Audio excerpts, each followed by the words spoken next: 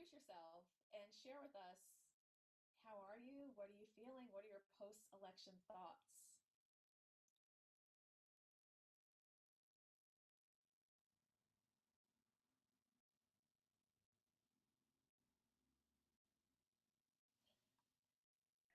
Okay, I guess I'll go.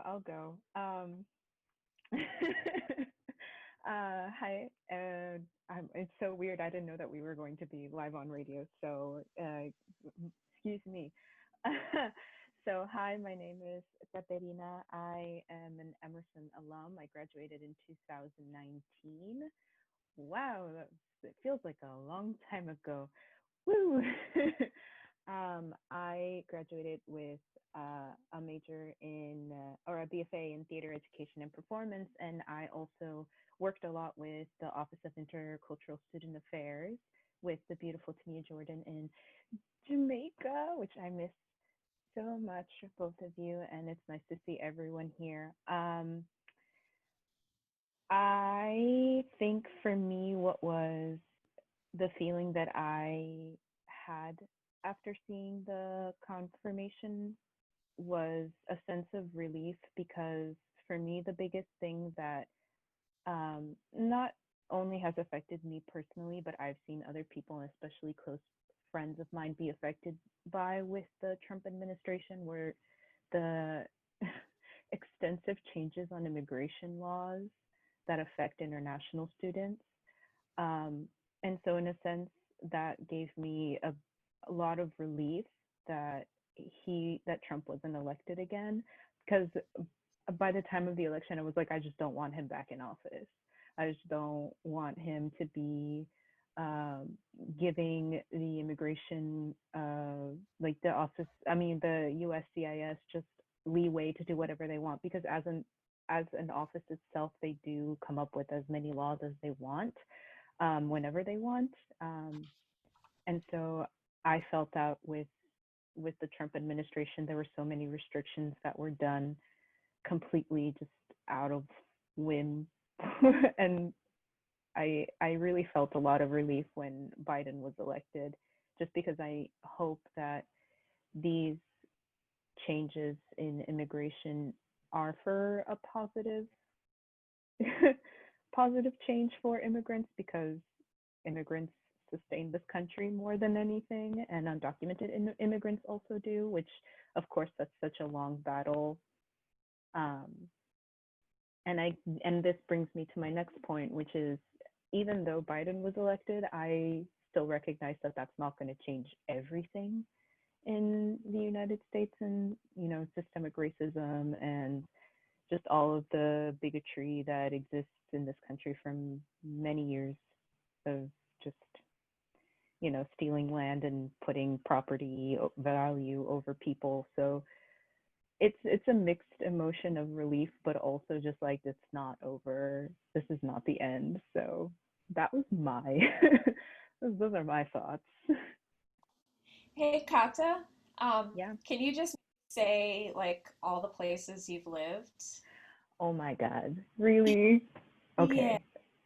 So for people who don't know me and people who are listening on the radio station, I was born in South Africa, but I have Italian, Nicaraguan nationality by my parents. So I would visit over the summer both places. But I've lived in Mozambique, Haiti, Honduras, Guatemala, Panama, Paraguay, and now here in Boston. So yeah, I've traveled a lot since I was very young. I'm very much used to it. So I've been enjoying my time here in Boston as well. So yeah, that's me. Excellent, excellent. Um, yeah, so who wants to go next?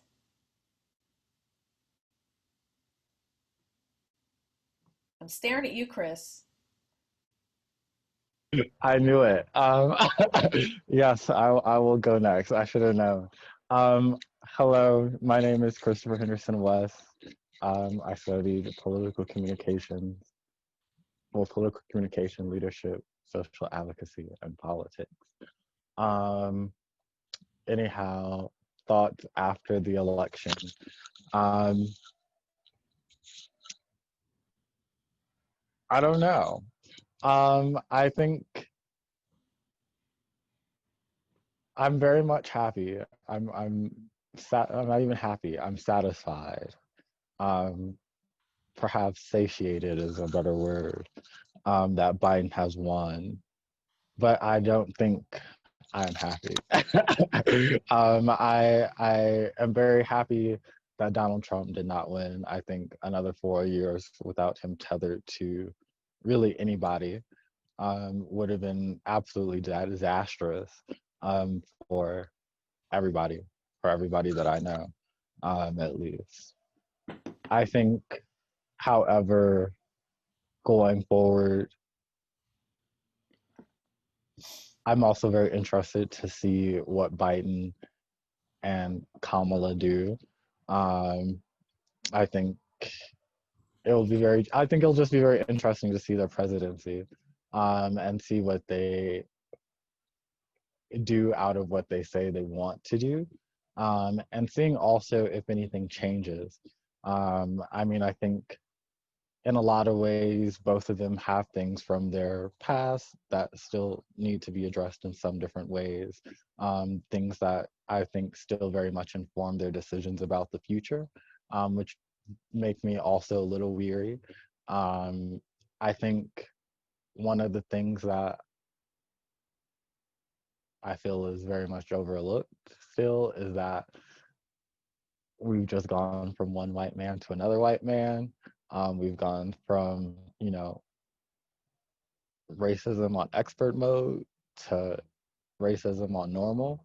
And so going back to that situation, relatively speaking, yes, it is a relief in some way, but overall, not really. Because I think what it does is it really outlines how much more work we still have to do, and how much more work still needs to be done for there any for there to be any type of real change within the system without absolutely just burning the whole system down.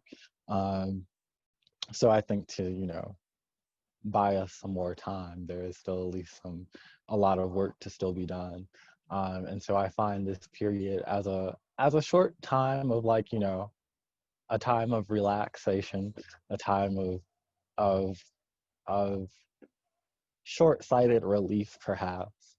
Um, but I think all it really does is gear or want to gear or should gear us up to really focus on bringing about the changes that we've been fighting for so long, and making sure that the people who said and have made certain promises that they follow through on those promises, and then also hold them accountable when they do not.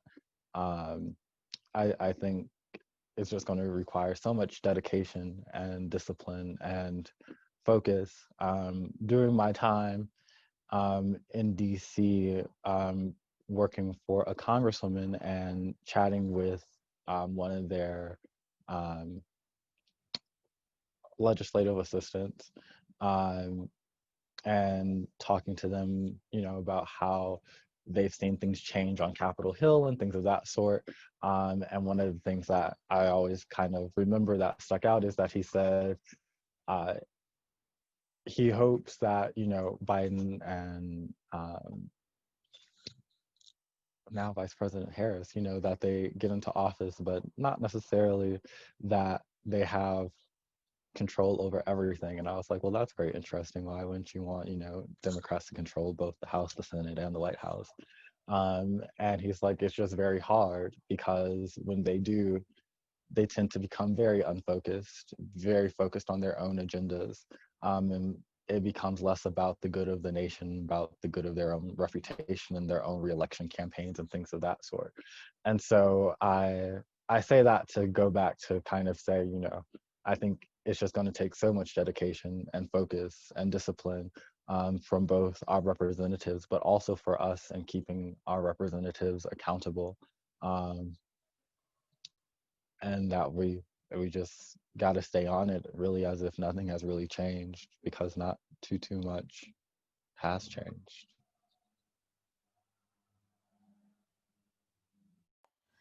I agree completely. Um, yeah, I'm gonna wait a minute before I give some sort of summary comments for what we've heard thus far. But before we go to the next person, Chris, can you maybe share a little bit about your resume? Oh, sure, I can. Okay, so resume, at least at time of Emerson. I don't know what Um, Wait, what? I said. I don't know what the modesty is about, y'all. LOL. I mean, I don't know. So at Emerson, I was president of Eagle for 2 years, um, and helped create House of Emerson. I was also on the board of Emerson Fashion Society, um, and some other organizations, but those are the two that, for some reason, are the only two coming to mind. I also worked for not international, I worked for Intercultural, which was always a very good time.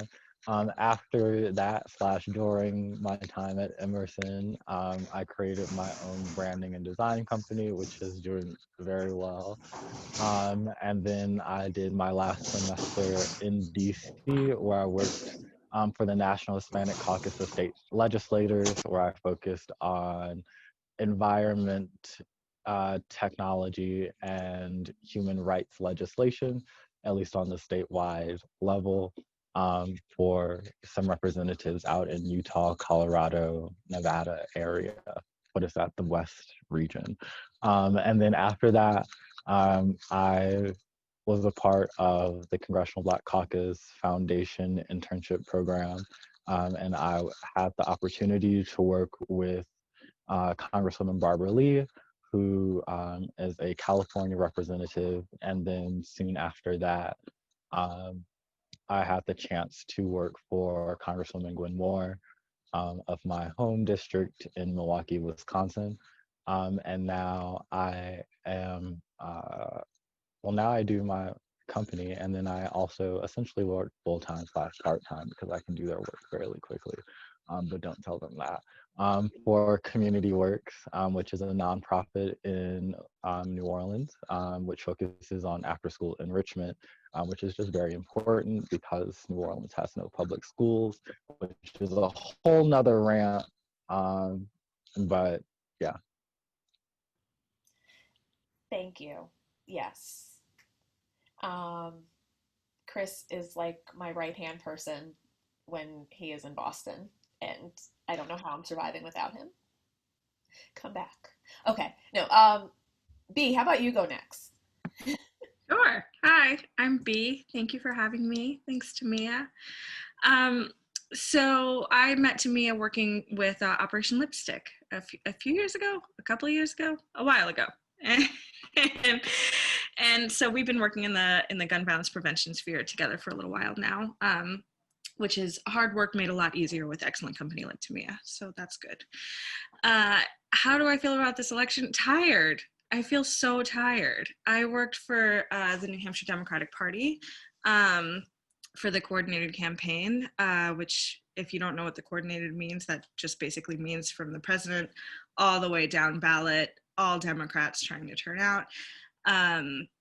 We have like a few other election things on the side. It was a lot, and I kind of echo what I've heard. These were not my first choices. You know, I'm not not thrilled, but I guess I'm glad we don't have a fascist in office. I guess the bar is there. So I feel grateful right now that I'm able to take a little bit of rest, however brief that time is. But I do think that this highlighted how important and urgent community organizing and down ballot races are going to be. I think when we see such catastrophic failure at the federal level, we see how those policies and legislative actions have to trickle down even past US Congress people, past the US Senate, and really into governors, mayors. Look at the response to COVID, things that are happening on the ground. And I think more people are waking up to that now. So I think that we're starting to see some rallying around that, which is really exciting. You know, I hate to be that person that's like, the work's not done, but the work's not done. There's so much to do. But I think that the more we can focus it on our own communities and the more we can focus it on the the things that we're really passionate about, if it's gun violence prevention, if it's hunger, if it's public school education, whatever it is, the more targeted we can be on serving our own community in those ways, the better off we're going to be than if we just always try to get the heroes at the top of the ticket.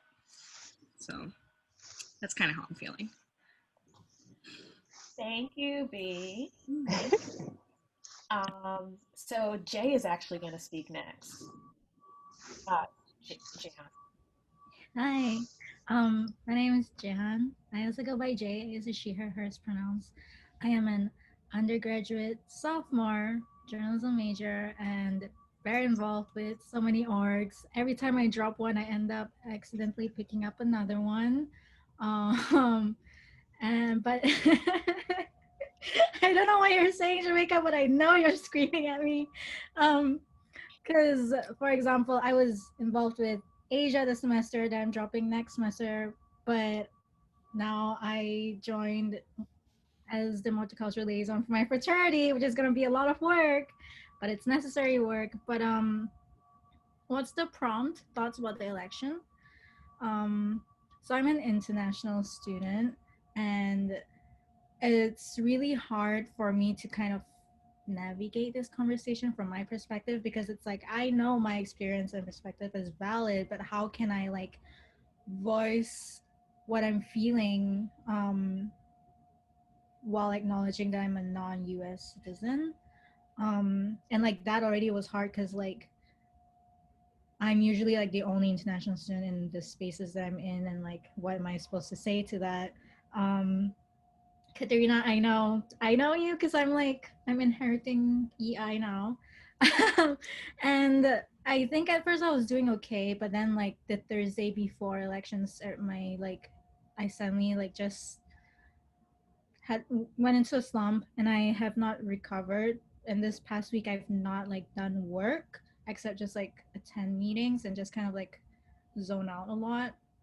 And I'm really thankful because all my friends have been very gracious about it, like, and very kind about it. And I thought I was getting better because I was like, I'm going home, and then plans got canceled, so now I'll be stuck here in Boston, on campus yet again. So I'm not looking forward to that. But I think it's kind of like I can feel myself feeling better. But I need to get into like the routine of like physically taking care of myself. I've not been eating well, but now I'm eating and I don't actually feel like throwing up. But it's like it almost comes at the cost of something. Like I was trying to open a bottle to drink and I simply cut myself. But at least I had the appetite to drink water. You know what I mean? Like I'll take it. Like at least I'm downing something. Okay.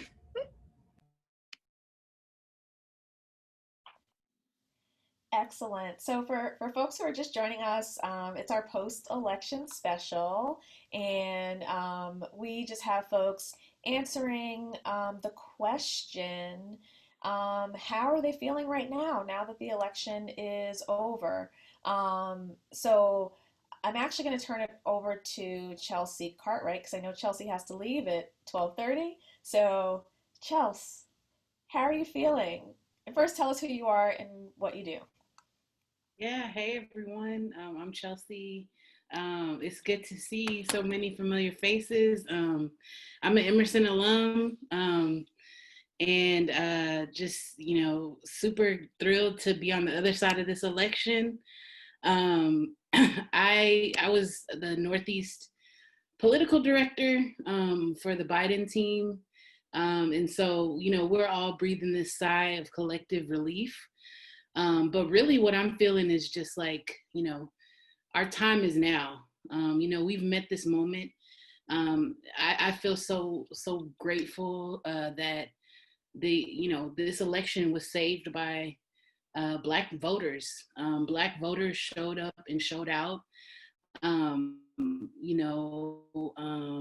every place we needed to win back the blue wall in the Midwest, places like Detroit, places like Minneapolis, places like Philadelphia. And of course there's Georgia. Georgia is like my own little semblance of joy, because, you know, Stacey Abrams and among countless other Black women have been committed and dedicated to that work, have been steadfast, good stewards of sowing that seed. And so I'm tired. My brain is starting to put itself back together, but I'm joyful, because we, you know, we saved our democracy collectively. And I think now in this moment, folks are stepping into their power, and you know, the Shirley Chisholms, the Barbara Jordans, the Fannie Lou Hamers, the Ella Bakers, the women who I stand on their shoulders, they walk so I could be able to fly and run,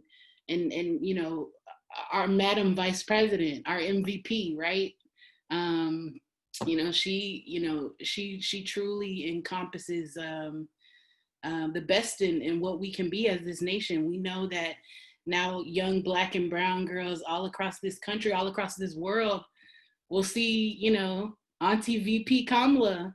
And you know, if you can be it, you can see it. So I'm just living in this moment. I'm grateful. I'm excited, and we're only getting started, because I will just say, as I close, you know, this is only the beginning. Like, for me, you know, I worked for Warren in the primaries, and that was my candidate. So being a Black progressive is something that I care deeply about. And, you know, understanding that intersectionality should have a place in the White House, you know, true criminal justice reform, how we reimagine, that should have a place in the White House. Income inequality, how we're tackling that, how we're thinking about restorative justice and housing justice. All of those things have to have a place in the White House. So, you know, the real work starts now. And we're gonna, you know, Patrice Cullors penned an article in The Root just yesterday saying, you know, she's gonna hold folks accountable. So that's what I'm looking forward to. You know, we have showed that the power of the people just doesn't stop. And, you know, this is gonna be where the tides turn and everything shifts. So, but yeah, that's how I'm feeling. It was a tough week last week, but here we are now, you know, celebrating. So it's good to be here with you all.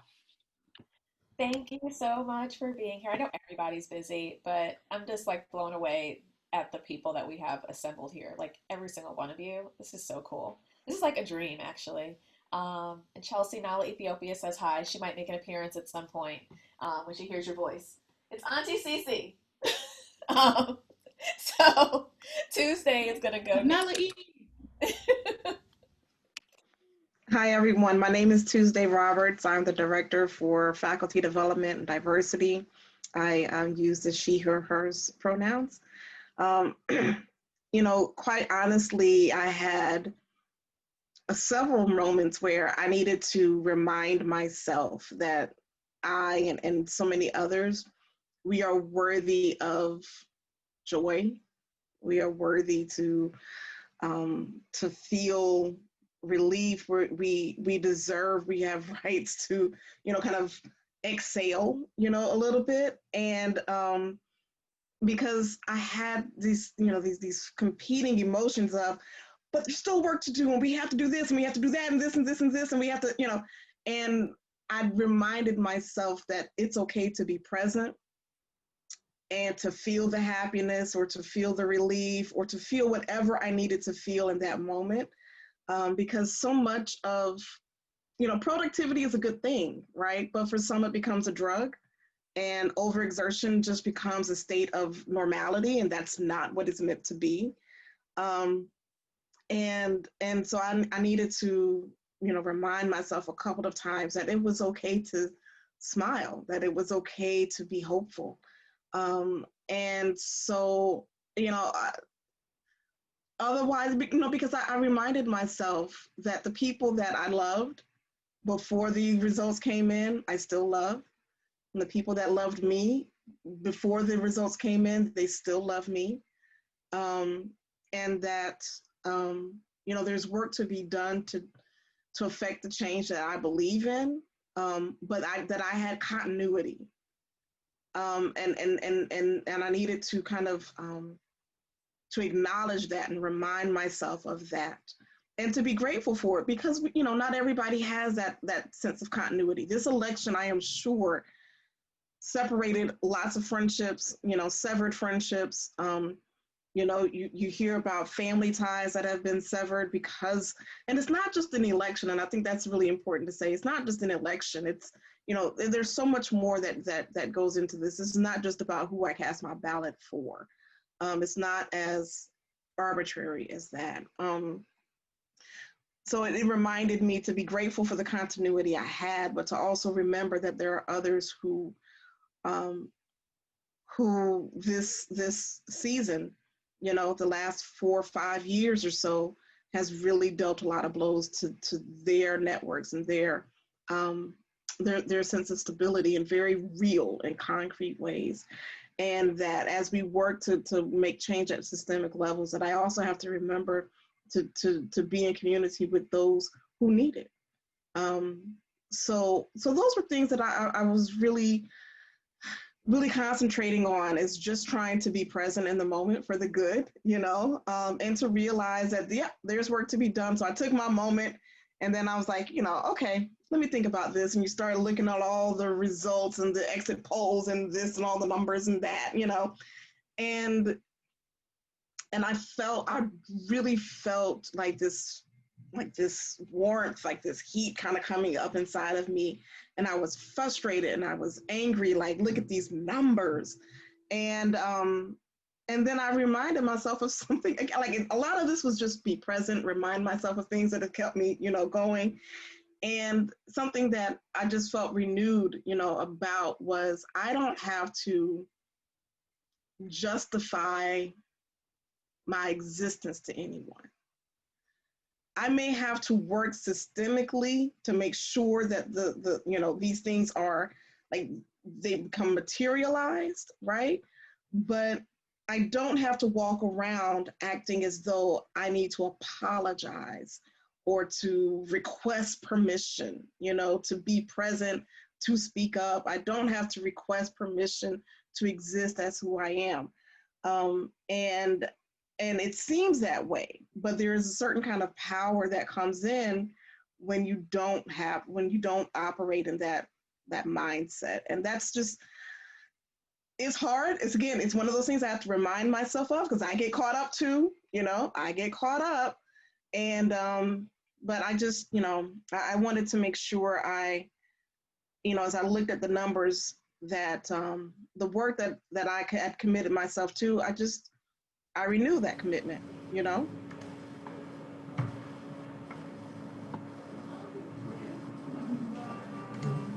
Okay, I'm gonna whoop, breathe, a whole bunch of noise. Oh, that was Steven. Okay. I'm like, are you on the subway, Steven? So happy to see your face. Thank you, Tuesday, so much for that. So next to me, I'm not going to ignore that Talia just walked in. Talia is my upstairs neighbor. She'll probably speak in a little bit, but I'm going to turn it over to Nay, or Janae, sorry, who will speak next. And just so y'all know, Janae is my best friend, the mother of my goddaughter.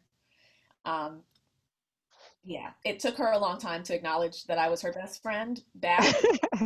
I that she was, and eventually I bore down.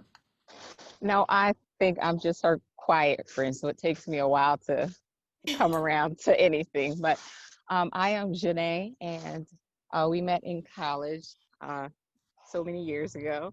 I use the pronouns she, her, and hers.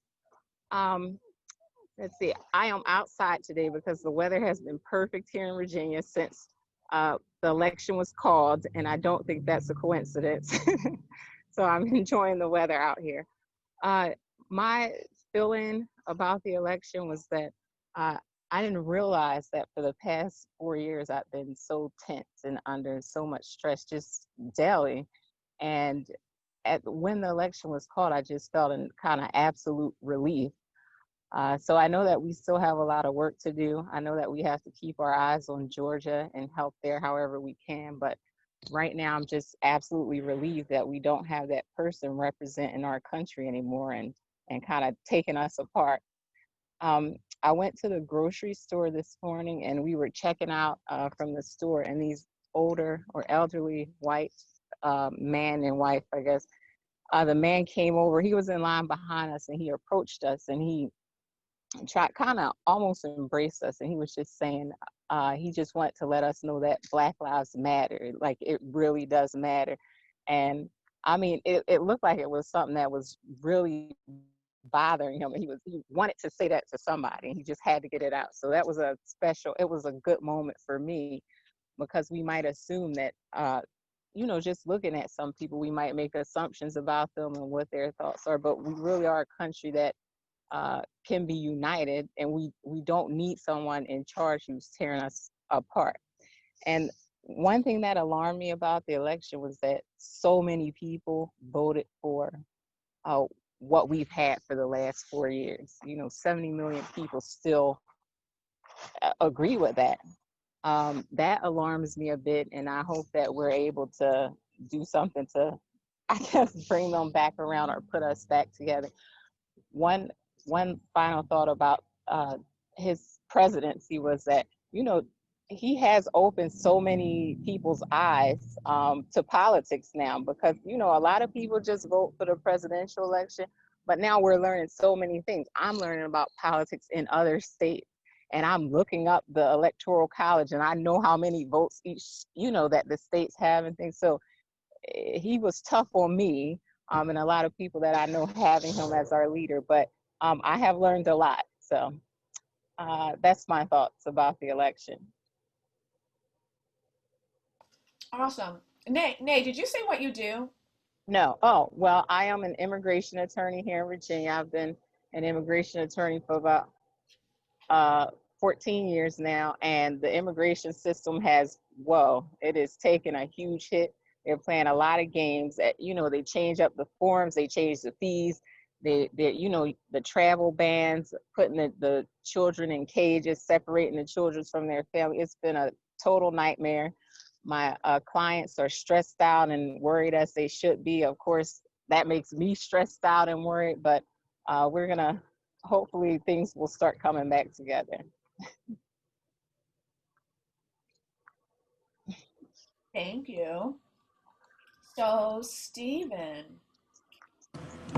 Yeah, so good afternoon. I'm Stephen Martin. I used to work at Emerson College for 10 years, and I just started last November, so almost a year ago, at SCO Scholars here in New York. And so we are a college access organization that helps support low-income minority students get to and through college.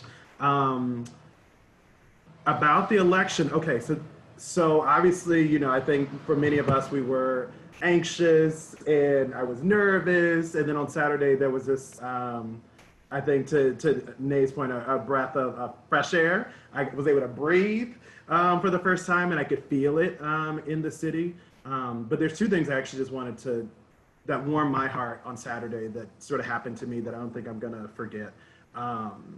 So I was out walking on Saturday, and I butt dialed my mom. My mom lives in North Carolina. And, you know, North Carolina has been just contentious from the beginning. You know, she's been a poll worker for the last couple weeks doing early election stuff. She loves like being civically engaged, and I hope I got some of that from her. And so I butt dialed her, and all of a sudden, like next thing you know, as we're talking, Joe Biden was elected. And so it was really nice to have my mom on the phone and to share that experience with her. And so, you know, and it was just all of a sudden. And so I think that I'll always remember that. You know, I talk to my mom quite frequently, but it was just interesting that it happened at that time. And so she was the one who told me that Joe Biden was elected. Because I was hearing all these people like blowing horns and stuff, and I was like, oh, it's a protest going on. Let me go see what's happening. And it was not. It was actually election results. So that was a really special moment for me. And the other thing I wanted to share was 4 years ago, I was in a show in Boston called The Scottsboro Boys, which is about, you know, 9 Black boys in Scottsboro, Alabama, who were falsely accused of raping 2 white girls on a train. And so the day that 45 was elected, we had a show. And so me and 11 Black males had to get up and do a show in front of pretty much white folks. And it was the hardest thing I think I've ever had to do before in my life. And so it was nice to be first in community with other Black men, but it was a very hard day. There was like, you know, in the show we get into blackface and perform, and it was just really, really hard. And so Saturday night, you know, these are my brothers and I love them to death. They had started a group text, and it was nice that we were all sort of able to share this experience from Saturday together, knowing that 4 years ago we were not in a good place. And so I'm always going to remember that too, that, you know, me and these 11 Black males, you know, we had this somewhat hard experience 4 years ago, and we were able to sort of share this sort of jubilant, wonderful time having Joe Biden as the next president. So those are two things I'm always going to remember, I think, for years to come. So thanks for having me, Tamia, and all my Emerson friends. Yeah, that's what I want to share. Yeah, the Emerson family and extended family is some powerful mofos. So, and the work that Stephen is doing now is no small thing, working to get Black and brown folks, like kids, to college. College access is so important. It's such huge work. So I'm really grateful for what he does. So Talia, who's sitting next to me. Hi, everybody. Oh, am I up next or? Jamaica, actually. Oh. Throw it to Jamaica. Jam. Okay, hey everybody. My name is Jamaica. I go by the He series. I am the assistant director for Intercultural, and before that, I've definitely taught in a bunch of various capacities. So the election for me has been interesting. I just want to quickly talk about how like all the work before it, right? Especially in contesting relatives and very close people to my heart, because where I'm from is very, very conservative and definitely more Republican leaning. And even some of my families also have like voted for like 45 in like the previous election. So to continue to combat and talk about my existence as a very queer, intersex, trans man of color, and knowing that the people who claim to love you, their actions speak otherwise, and having to have those conversations over and over again, again, too, with this election. And it's just always a constant educational process in that way, and also that constant burden. And so when I got the call that it was finally like done, even though like I was like watching, I'm like, it's been done. Like, come on, call it already. Like, what are we doing? Why are we waiting? Why are we dragging our feet? It's been done. It's done. Okay. But finally getting the call, my friend who I adore called me, and she was crying on the phone out of like pure joy and happiness. And I think my reaction was interesting because I didn't feel joy. Instead, immediately my reaction was still survival mode. I was like, okay, cool. Now what I got to think about? I got to think about, okay, what's the next move? The retaliation that might come. So I was thinking about, okay, my bags are packed just in case. And that week before, I had been dropping off bags to other folks, because for those that don't know me, I like to collect backpacks for some reason. I don't know why, I just do. So I have a million different backpacks that are now out to my friends, because everybody has a to-go bag just in case. And so for me, my reaction was, okay, I need to check on my people. And so having to explain to, you know, my best friend, like, I love that for you. That's great. I need to go check on my people. So for me, like, I'm now kind of out of that thick survival mode. And so like having to recognize like kind of what people were saying on this call, like to be able to breathe, to be able to celebrate even just for a moment is part of this. And I guess I needed to hear that, and I needed to realize that. I even made like a post myself about how like the work is done, but then like I immediately like took it down, like, I don't know, like maybe 5 to 10 minutes after, because something in me said, let people have joy if they want to have joy, like let it be. So like whatever I'm feeling, I need to like go ahead and process that through more. So that was kind of like my reactions.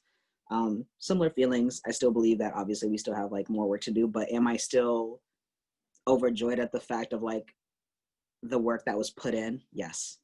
Am I focusing on like the countless people that did show up and recognize that like, oh shoot, there are people like done, tired, and like starting to like wake up a little bit more? Yes. And so for me, this process is about a little bit more reframing. And so that's kind of what I'm going through right now. So thanks for listening. Thank you, Jam. Our stories overlap a lot, but I'm going to have Talia go, and then I'll go last, and then we'll hopefully have a little bit of time for a quick discussion between the awesome folks that are assembled here today. So, Talia, how are you feeling? Well, I'm feeling great right now. So my name is Talia. Pronouns are she, her, hers. I'm a current law student at Northeastern University. And one of the projects that we're currently working on is partnered with the New England Innocence Project. So with the wrongfully convicted and my group, we're analyzing the 30 Boston-based exonerees and the police involvement with them. So last Wednesday morning, it was just waking up with dread. We lost Florida, and everybody in my law class was just devastated.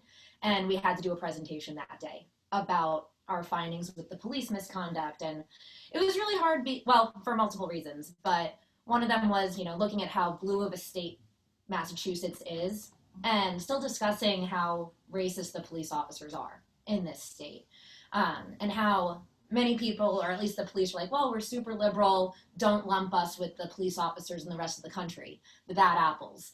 And it was just, a rough transition to, discuss the election for 30 minutes and then jump into our presentation without, being in tears for the folks that were in prison wrongfully for, 14 to 32 years for crimes that they didn't commit. But then as the week went on, there was a lot more, hope, but I think PTSD with the 2016 election. And even Friday when we had won some states, it was still like, I don't want to believe it. I don't want to get overly excited. But then Saturday, it was just so much joy. Still, back in the head of, oh my God, what's going to happen? And still looking up, oh my God, are we going to lose Pennsylvania? Because the jackass president isn't conceding yet, But then finally reaching that point of, okay, I think we can breathe again. And that's where we've been since then. And, to echo Jamaica, just trying to enjoy the small victory today and keeping in the back of our heads, we still have a lot of work to do. So, yeah. So Jelisa's actually going to go next. Jelisa will introduce herself, but she's the multicultural specialist for Emerson and works really closely with, or is a part of our team. I guess I just wanted to say, Talia mentioned the word PTSD, and generally speaking, like I don't like to use like clinical terms, but this was PTSD. Yeah. That experience it was heart racing. It was collective trauma. So anyway, turn it over to Jelisa. Hi everyone, as Tamia mentioned, my name is Jelisa. My pronouns I use are she, her, and hers. And I'm the multicultural specialist at Emerson, which means that I'm both a licensed independent clinical social worker that works out of ECAPS, our counseling center, doing individual and group therapy, but I also do provide support to Intercultural. And I think that this is kind of like a perfect way to segue to talk about trauma and the collective trauma that was experienced during the Trump administration.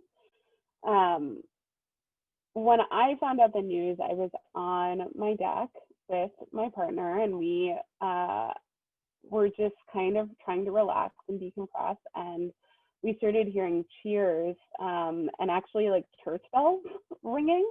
And we started getting texts about Biden having won the election. And I think the first thing I did was burst out into tears and then say to my partner, this doesn't feel the way that I thought it would feel. And he asked me how I thought it would feel. And ultimately what I kept on coming back to, and what I am still coming back to a couple days later, is that one, I think I'm kind of somebody who processes things very carefully, very mindfully, which also takes a long time.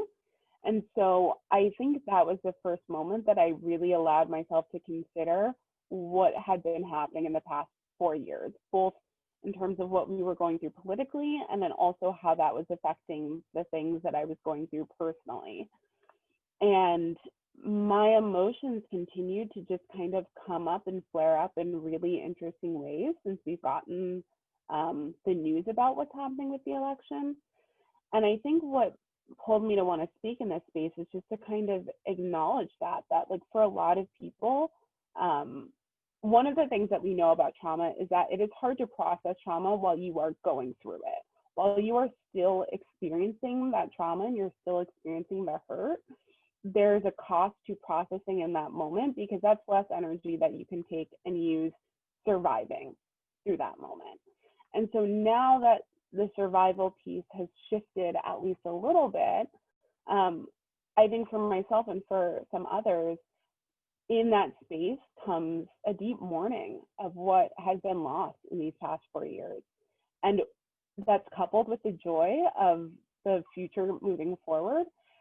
And I think that there's used to being able to hold both of those things, that there's this joy that this administration has come to a close. And there are so many things that we have not even begun to mourn and process about what we lost in those 4 years. So that is what I'm carrying today. Thank you so much. So brevity is not my strong suit, but I'm going to try to keep this as short as possible because I want to hear more from you all. How am I feeling? I'm feeling happy. I'm not even going to pretend that I invited anybody who had conservative ideologies to this call today. I didn't. And I'm okay with that. And if that bothers anybody, then we can talk about it later. Or you can talk to my supervisor. So pretty much everybody here knows that like I was not normal for the last 2 weeks. I was pretty all over the place, and I anticipated that, so I put some plans in place in order to support my emotional well-being throughout what I knew was going to be a roller coaster of a time. I was doing really well, but at one point, I think I text Nay, and I was like, Nay, they're messing with me. I was like, they're messing with me. I was like, I just couldn't take it anymore. But we get to Saturday, and it's all over my Facebook and my IG, but I was out and about when I heard. I was actually in the Michael's parking lot in Stoughton, and I had actually intentionally tried to not listen to any news radio that morning, except I told myself whenever I was in a parking lot, I could listen real quick. So I turned on MSNBC, and Steve Kornacki was being introduced, but in the background, he was like, give me a minute, I'm crunching numbers. Like, man clearly had not slept in days. He sounded crazy. And so he's like, I'm crunching numbers. So then he announced that out of 2,700 votes in Philly, 2,400 had gone to Biden. And it was just a small thing. And so then they went back to the story that they were talking about before Steve Kornacki broke in. And then like 4 seconds into that, a bell rang, and they said, or rung, and they said that, Joe Biden had won. And it was actually that little buffer that put them at the number that allowed them to call it. And I started crying and screaming and praising Jesus in a parking lot at Michael's, and people were walking by me and asked me what happened, and I told them, and then they started cheering and whatever. And so that was my day. So I was in a pretty darn good mood that night when I saw the presser that they did, the speech. It was just incredibly beautiful. Those little black girls and their little Afro puffs, it just did a whole thing to my heart. And I went to bed that night just elated, and I went to bed that night, y'all. I went to bed that night. Saturday, I started sleeping again, like literally Saturday. It's been consistent. And then Sunday morning I woke up and I looked out of a window and I was like, oh, did a bird like crap on my home? And I text Talia that. I was like, did a bird do this? And then I realized, no, that my home had been vandalized. And so that was pretty shitty. And I walked up and down the street and I saw that no other homes had been vandalized on the street. And long story medium, I don't know who did it or why they did it. It could have been a kid who was just in a bad mood, or just being a kid. But I've been sort of very political and outspoken with my beliefs. I periodically hang up a Pan-African flag, red, black, and green flag in my door. It was actually up today. I use it for privacy when I have the main door open, and I had a whole Yes on 2 thing going on my door for a little bit. See, y'all, I told you brevity is not my strong suit. So anyway, long story medium, have no idea who did that, but that happened. Did not want to call the police because of, you know, my own belief systems around calling police, and I wish that there was an alternative to calling them in situations like this, because really, what are they going to do? You know, except bring everything that the state stands for and has done to, you know, my people and my family, you know, to bear with them every time they show up. And so I only called the police because multiple friends told me to do so. And then finally my mother, it was my mother. She, you know, it just could not be done at that point. So anyway, they came, took a report, and they said that that folks who had Biden signs in and around Quincy had their signs vandalized. But anyway, let that happen. And what I like to say about that is I was annoyed but not broken. I mean, I'll post something on Facebook, Twitter later, Facebook, IG later, but I was actually at a rally on Sunday for Black Lives Matter, and I ended up being like the lead picture in like the Twitter that they posted about the story or about the event. And yeah, you know, annoyed but not broken, and I will continue to just be you know, vocal and visible about my beliefs and all the different things that I stand for. So there's that. There's 4 minutes.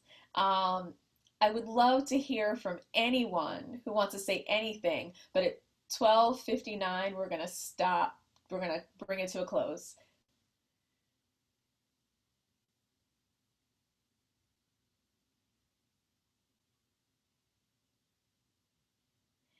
Oh wow. I just want to say shameless plug, like Georgia, y'all. We got to mobilize for Georgia. There's this incredible effort called Win with Black Women. 200 Black women, led by Angela Rye, led by the Colored Girls, the OGs in Democratic politics, Donna Brazile, Mignon Moore, and among others that are you know, we have them to thank for getting Kamala, Senator Harris, our Madam VP, in there. And we're going to fight like heck to elect Raphael Warnock in Georgia, and to elect John Ossoff. I mean, there's no irony in that, you know, the South has something to say. So, you know, the two decisive votes in the Senate are on the line in Georgia. And so in honor of John Lewis, in honor of C.T. Vivian, in honor of all of those who have fought and left it all on the field. I'll send a link to Tamia if anybody's interested in helping with either the Warnock or the Ossoff campaign. We got to flip those seats. Yes, I will be making calls. I will be making calls. Actually, on Friday, when I decided to do a training in the morning and ended up making some calls on behalf of Georgia, the work to cure provisional ballots. And that was really cool. So my mother's from Georgia. My mother grew up, you know, she grew up during a horrible time during the Jim Crow era down there. My family, they were sharecroppers, and this means so much to us, and that Georgia, like that this is even potentially going to happen is just beyond amazing. Yeah, the whole thing is pretty powerful. But I'm going to bring us to a close here. And I just want to thank everybody. Like, thank you all from the bottom of my heart. This was such a great Tough Topic Tuesday. Next week, we're going to be talking about being home for the holidays and all of the things that come along with being that. You know, the anxiety that comes along being that, the COVID times that come along being that, the good things that come along being that, the family drama that comes along being that, but that, you know, all those things. And then the week after, I can actually announce this now. So on the 24th, we're having a special Tough Topic Tuesday called The Soapbox. And we're going to have a special guest, Toshi Regan. And it's going to be moderated by Jalen Cox, who is the president of Flawless Brown, and is going to be incredibly powerful. So I hope that you all can join us for that. And with that, we are done. The studio already left, so we're done. I can stop talking. Y'all are awesome. Thank you. I'm going to stop recording. Bye.